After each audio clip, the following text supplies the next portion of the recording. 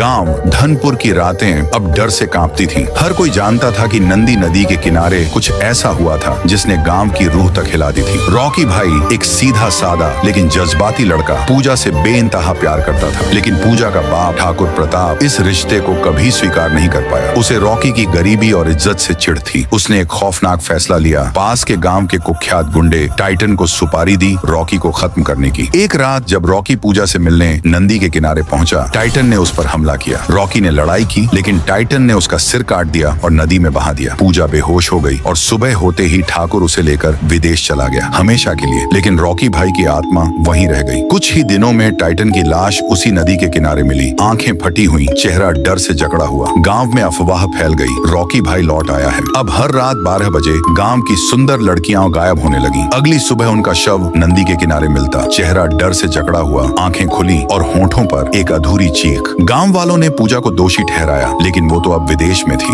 डर इतना बढ़ गया कि लोग अपनी बेटियों को दूसरे गांव भेजने लगे। एक दिन गांव का बुजुर्ग रामलाल काका, जिसने रॉकी को बचपन से देखा था, पहाड़ी के उस पार राय बाबा के पास गया। राय बाबा कोई आम तांत्रिक नहीं था, वो आत्माओं से बात कर सकता था। रामलाल ने सारी कहानी बताई, रॉकी, पूजा, टाइटन और अब गांव की लड़कियां। राय बाबा ने आंखें बंद की और कहा, ये आत्मा प्रेम में टूटी नहीं, बदले में जली है। पूजा चली गई, लेकिन रॉकी का गुस्सा यहीं रह गया। अब इसे रोका नहीं जा सकता, सिर्फ मोक्ष दिया जा सकता है। अब गांव की किस्मत राय बाबा के हाथ में थी। अगर आप लोग पार्ट 2 देखना चाहते हो तो इस शॉर्ट्स पर 15,000 लाइक दिलवाओ और कमेंट में लिखो, हाँ हमें पार्ट 2 चाहिए।